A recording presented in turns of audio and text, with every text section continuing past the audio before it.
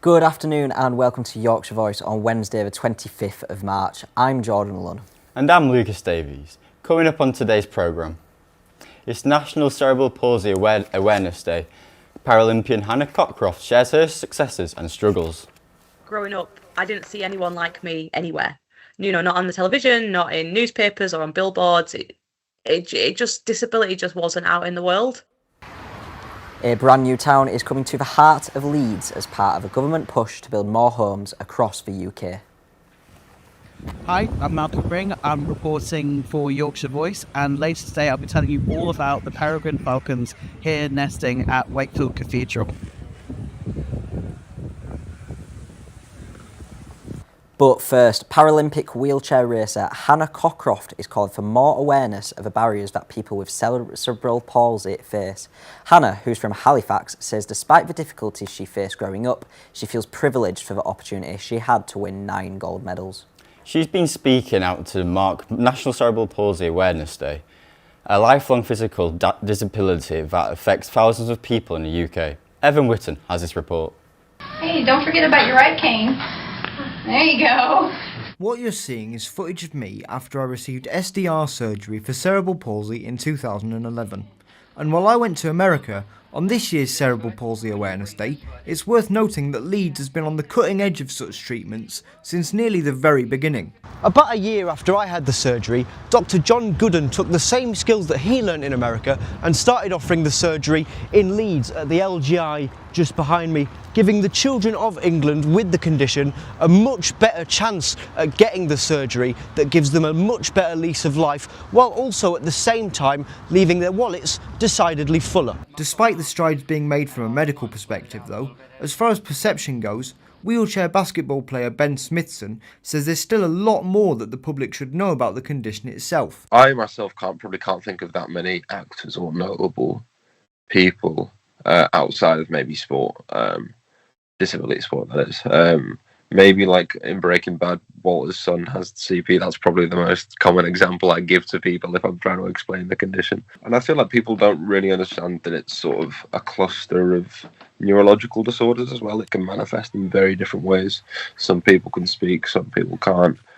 Motor skills are affected. So yeah, I don't feel like there's a lot of knowledge around the condition really. That's not to say there aren't some great role models for people with cerebral palsy in the UK. Take for instance Hannah Cockcroft, multi-time Olympic gold medalist and proud Yorkshire woman who says she hopes her achievements can inspire youngsters with the condition to aim high. Living with a disability means that there's always going to be barriers. There have been times in my life where I felt quite alone, where I felt quite different, but there's also been times in my life when, especially now, I feel incredibly lucky that I get the opportunities that I get. Growing up, I didn't see anyone like me anywhere. Not on the television, not in newspapers or on billboards. Disability just wasn't out in the world. And I grew up in a very able-bodied world, so I never really thought about it until I got much older. And I realised that being in this position, I hopefully get to reach a lot more people. I hopefully get to show them what's possible when you do have cerebral palsy, when you do have a disability. And hopefully I hate the word, but I can inspire them to go out and try things for themselves and to do new things and to just put themselves out there and try it. But sometimes it is an extra pressure. Sometimes it is, I do now overthink it and think, I need to be doing more, or I should be doing this, or I'm not being a very good example. So, yeah, I think most of the time you just got to think it is an honour because not everyone gets to do what I do. So while there might still be a ways to go in terms of recognition of the condition, this Cerebral Palsy Awareness Day seems as good a time as any to appreciate just how far we've come from even where I was just 15 years ago. Evan Whitten, Yorkshire Voice. And you can see Hannah's full interview on our website. I'm delighted to say Evan joins us now. Hi Evan, Hello. How are you? I'm not bad, are you? Great, I'm doing well, thank you. Good. Tell us more about the condition. So basically when I was born there was brain damage to my brain which affected nerve endings in my legs and in my hands. The surgery I had was called selective dorsal rhizotomy, which basically tried to fix some of that. They started doing it in Leeds the year after I got it, which I'm sure my parents were thrilled about, financially speaking, but there we are. What do days like today mean for you? I think they mean more than they did, I'll put it that way. You know, when I was younger, even up to a couple of years ago, you know, I just wouldn't want to acknowledge it at all and just try to, you know, get on with my life. But I think as you get older, you do have to acknowledge that it's part of your life, but at the same time you can kind of move on and kind of try and move past it and, you know, deal with it, but kind of not wallow in it at the same time, which I think I'm hopefully doing successfully. As a journalist with cerebral palsy, what challenges do you face? Well, you know, if you were a reporter like in the field, like a live reporter or something like that, it might affect you because, you know, there's mobility problems there. For me, I think the biggest problem I maybe try not to, you know, get caught in is that a lot of people with disabilities, if they have a disability, you know, a lot of what they do becomes kind of centred around it. And I think that that's a shame because I think people have a lot more to offer beyond the disability, if you see what I mean. So, you know, a lot of the stuff that I'm proudest of that I've done has nothing to do with my disability, and I feel like it should be kind of a thing where people can go, yeah, we've got the disability, but look, like we were able to do all this other great stuff that, you know, we're not defined by it, and we can just kind of, you know, do stuff in spite of it. What would you want the day to celebrate then, if it was up to you?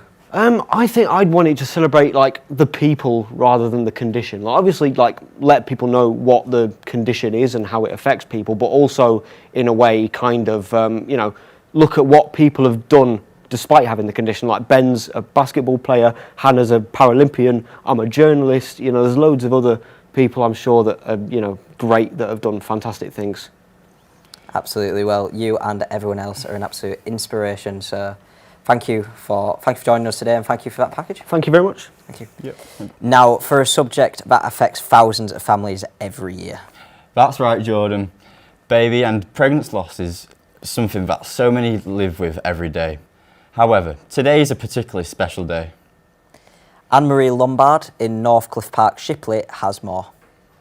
Today, the 25th of March, is Say Their Name Day. It's an initiative created by the charity SANS, who support families dealing with pregnancy and baby loss. Kate Breen is a resident of Shipley who has created a memorial garden with SANS and other families. Baby loss is a really very taboo subject, and grief just in general is not a subject that many people want to talk about. So they don't really have lots of the skills to talk about it. And there are many families who no one ever asked them what their baby would have been called. Kate lost her baby during pregnancy, 2 days before the due date, when they discovered that the baby's heart had stopped beating. My little girl's called Isabel, and she'll be 10 in July. So yeah, coming up to a decade since she was born feels like a bit of a milestone. I mean, there's so many things I feel like a milestone, but yeah, 10 years seems like kind of a big one.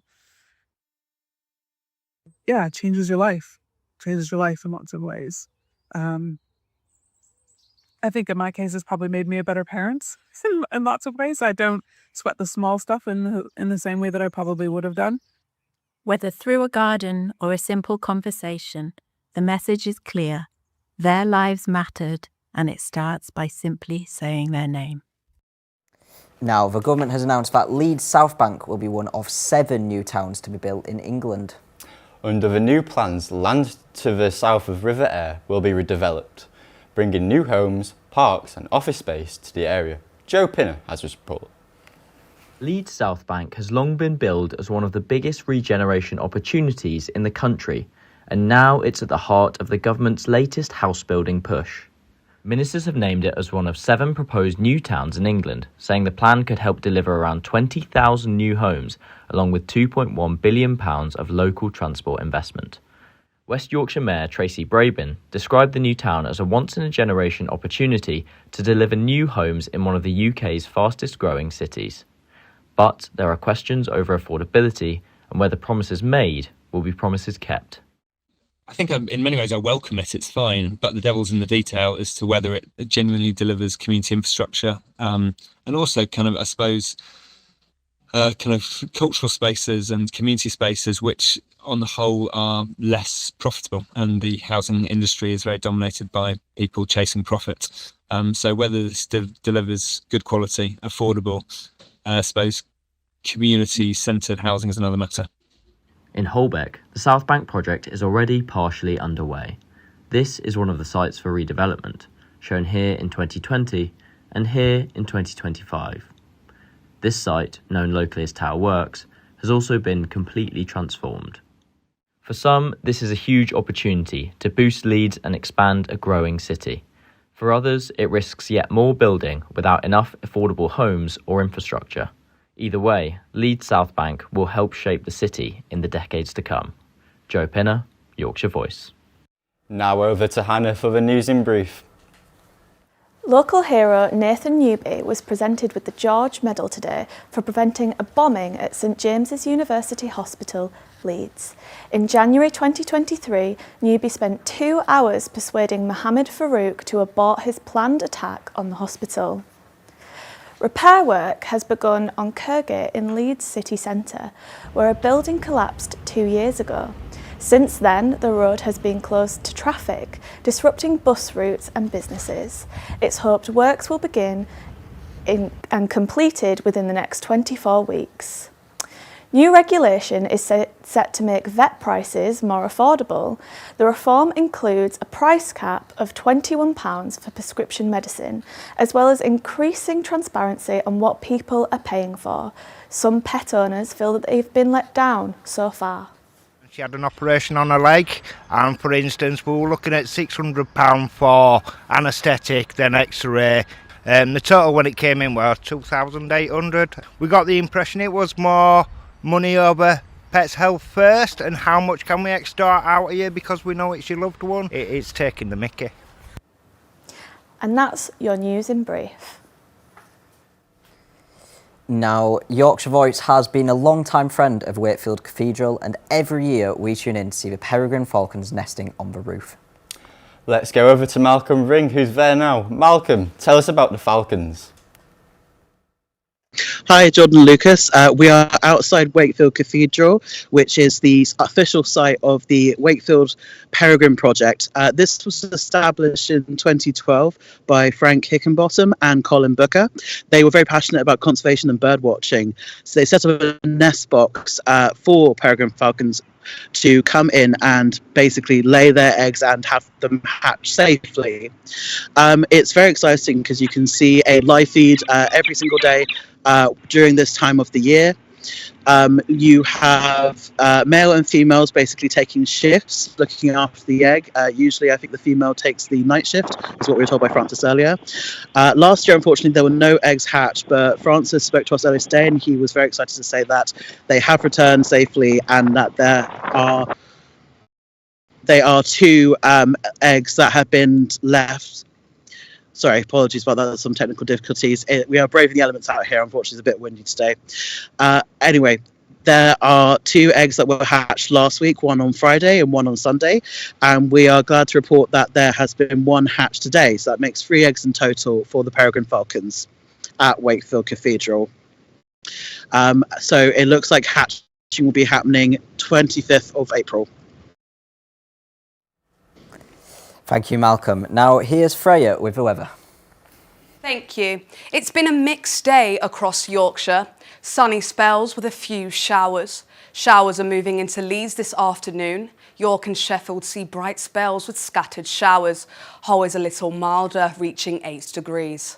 Tonight, showers ease and skies clear. It turns chilly, 1 or 2 degrees, with frost possible in rural areas. Tomorrow looks brighter, mostly dry with sunny intervals, highs of 8 to 9 degrees. And that's the weather. Back to you, Jordan Lucas. Thanks, Freya. Well, that's all we have time for today. We will see you tomorrow at 4 p.m. In the meantime, if you want to keep up with all the news, make sure you follow us on our social channels. Until next time, goodbye.